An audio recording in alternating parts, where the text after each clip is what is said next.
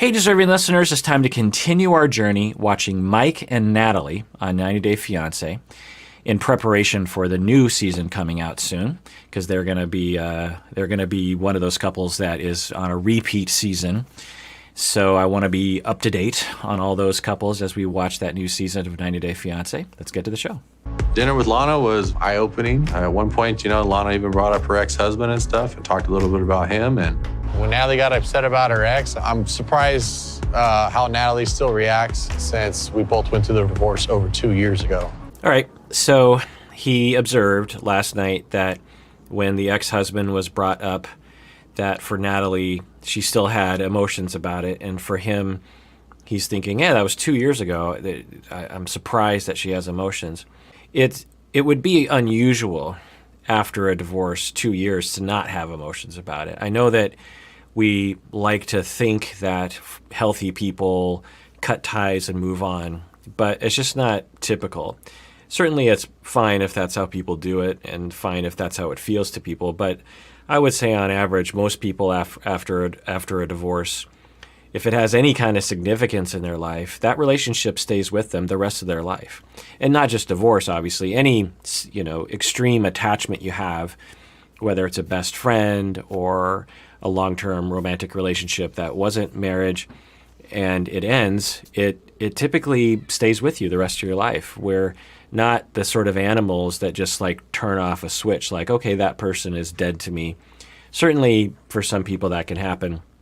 But the way that I think about it is that when we're bonding with someone, our neurological reality is being altered by our emotions and by the associations we have with that person, the way they look, the way they talk, the way they feel. And those neurological connections that are being made, like a memory of attachment, a memory of love, a memory of warmth and empathy, that memory neurologically doesn't go away. Just because you believe even that the relationship should be over, even if you're the one that broke up, but particularly if you were not the one that did the breaking up, then we can't just say, okay, well, cognitively, I know the relationship is over. I know that I haven't even seen that person in 5 years. But your neurons don't know that. Your neurons can't change that off. In the same way that I can't just forget how to speak English, right? Let's say I spend, 20 years in Spain and I learn Spanish and I never speak English and I avoid hearing English and talking English. Well, after 20 years, I'm still going to be able to speak English. I'm still going to be able to, it might take a little bit of time to get back into the swing of things, but it's still in there. Maybe a better way to put it is I'm still going to be able to recognize English, right? Right away, if I hear English, I'm going to know what is being said. So even if I was I want to forget English, I hate that language, and frankly, it is a kind of a beat up language. For Natalie, it was 2 years ago that they broke up, and she still has emotions about it, and that's totally fine. And we, as if you're going to date when you're older, then there's a pretty good chance that the person that you fall in love with will have been in love before. And you just have to be okay with that.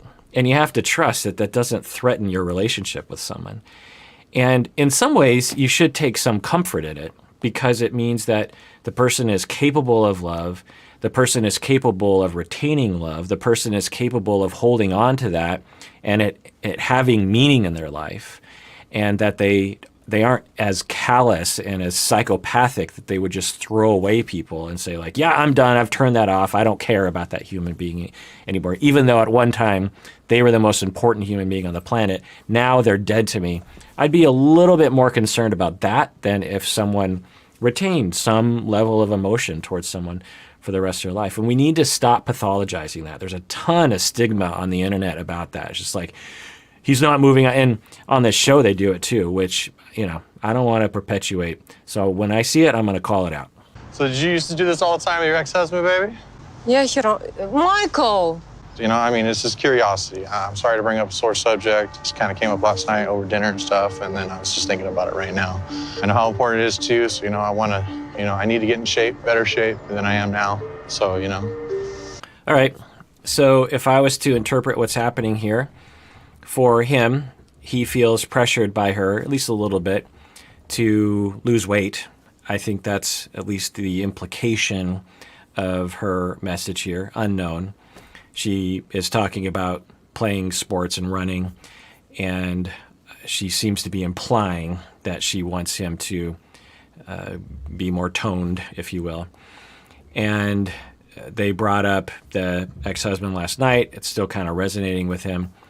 And they're running, and he feels a little bit put down. He feels a little bit judged and criticized. I don't know. I'm speculating quite a bit. And then he starts to wonder, am I not as good as her ex-husband? I've seen pictures of him, or maybe he was thinner than me, and that hurts my feelings. And so I'm feeling a little fragile right now. And then it comes out as a little bit of hostility towards her when he says, "So, did you run with your ex-husband?" Now, he didn't say it in a super passive-aggressive way or a hostile way. He said it in a way that sounded kind of curious, but it's probably not the best time to bring that up. And then she started to answer the question and then immediately was like, "Hey, Michael." And so then he very quickly shifted gears and explained himself, which was great. He said, "You know what? I'm sorry. You just brought up your ex-husband last night, and so it's just been on my mind. I just wanted to talk about it." It was an excellent opener. Now, he could do better by elaborating a little bit and saying, if this is true for him, saying something like, "Well, so I'm a little insecure about my body. I've had a lot of body issues over the years." He actually has talked about how he's lost almost 100 pounds recently. And so he can say, "You know what, I have a lot of body issues. I have a lot of shame around that. And I definitely want to lose weight for sure. And I want to be the best person for you. And I hope that you like me for who I am. And as we're doing this, I'm just feeling a little criticized. It's just hurting my feelings a little bit. I'm still going to run with you. I want to do all that, but I just want to know where I'm at." Also, when we were talking about your ex-husband last night, I have to say it kind of triggered something in me. I don't know what it was, but a little bit of insecurity, a little bit of wondering if you're still kind of connected to him, which I'm not going to accuse you of, but since I love you and I want you all to myself, it just kind of stings a little bit, or it's just a worry that I have, I guess. And so I don't want to put that on you. I'm sorry. I don't want to pressure you in this moment, but I just want to know what's going on in my heart. I just want to be honest with you. So if you had that kind of opener, it would explain. It would also give the other person a chance to take care of you, and it's non-accusatory, so you're not putting the other person automatically in a defensive stance. And my dog wants to come inside, so I'm going to let him in. Well, yeah. You can learn. Right. If you don't want, you don't do it. No, I want to do it. It's I not want you about to be my my inspiration. ex-husband or whatever. I put him to run. Okay. So he wasn't a runner either, right? He wasn't running. That's all I'm asking. Don't like that Michael brought up my ex-husband because it has nothing to do with him. Yeah, makes sense. I mean, they're navigating it pretty well. So I'm worried a little bit, though, about the style in which they had that conversation where he had a little bit of a hostility of a question there, which exhibited, I think, worry and pain on his part. And then she gets reactive, not tremendously so by any means, but a little bit of a, like, hey, a little bit of pushback, which is great that she wants to push back on that. But if it'd be nice if he were, like I said, if he had more of that buildup and she were softer to him about that and taking care of him.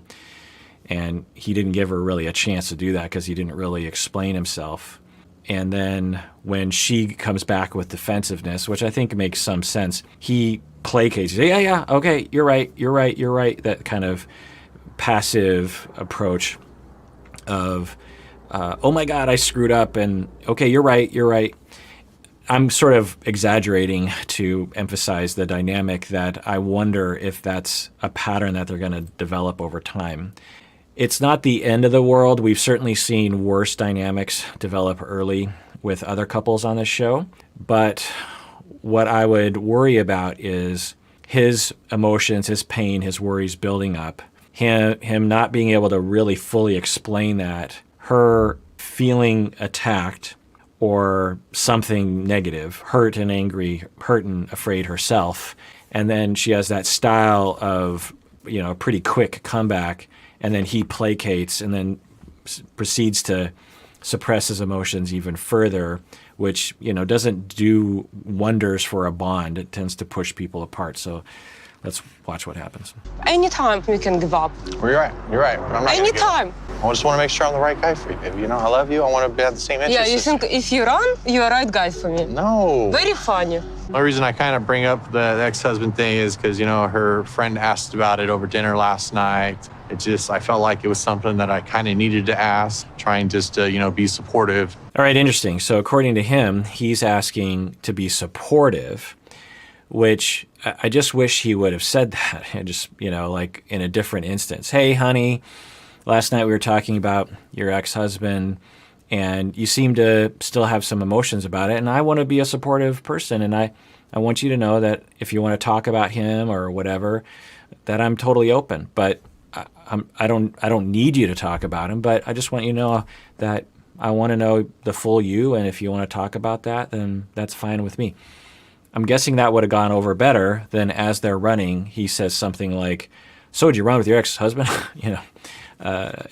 It's important, if we're going to use the show as a jumping off point, it's important to stop and think, what's really going on with me right now? I'm having an impulse to say this thing, but what's really going on? Why do I have this impulse to say? Because the impulse, the conscious impulse, is usually the top layer of the onion. So the top layer is, in this moment, I'm curious if she ran with her husband. Below that are all these other layers of emotion and worry. Maybe he thought I should ask because I don't want her to think that I'm not open. I think there's another possibility that he's genuinely a little jealous or a little hurt that she still has a connection to him, and that's sneaking out as well. I don't know. Now, for her, she seemed to be angry, which I'm guessing deep down was some pain that she's feeling. And her ratio of expression for hurt and anger, it seems to be like 99% anger and 1% hurt. And I'm a little worried about that because for him to understand her, and maybe he does, because that's actually something that you can do with your partner is when they get angry at you is wonder, well, what are they hurt about? What are they afraid of? And just address that. I've worked with couples like this, Optimally, each person doesn't get angry necessarily depending on the situation. They express their hurt or their fears, and they don't challenge the situation with their anger. But sometimes it's really hard, and you just can't help it in the moment. You do everything you can, but you're still angry. And the other person that hears the anger, they can do well to help the situation by going, okay, they're angry. That doesn't feel good. But what's happening underneath that? One, it'll actually help you to take things less personally. You're like, well, they're really angry and they seem to be giving me this vibe that makes me feel attacked right now. But I'm guessing there's some pain underneath there. And so it's not really personal that they're angry. They're angry because they're covering up some kind of pain or worry down there. So it feels better if you conceptualize it accurately. It also gives you a direction. If they're angry and accusing you, then you want to defend yourself against that. But if their anger is because they're hurt or afraid, and you can detect that, you can go right for the hurt or the fear, soothe that, and then you don't need to ever defend yourself against the anger, and the conversation is over. The problem is resolved usually with that. So he seems to, he doesn't react very strongly against her angry vibe, which is a good thing for their overall communication health. But I wonder if he's able to say, I must have hurt her feelings right there by probing that. And I wish that she would actually talk about, if she does have feelings, what were they? What was it about him asking that question that hurt her feelings or worried her? I don't know. But we're just getting to know this couple.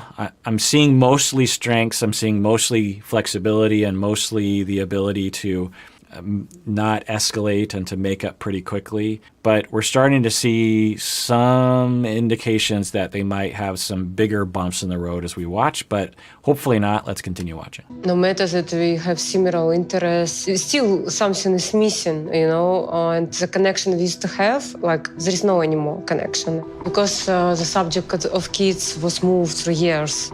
I realized that I should leave him, but I tried to move on, and best way to move on, like start new relationship. All right, interesting narrative that she has, that she was married to someone for a while and they had a good relationship, it sounds like.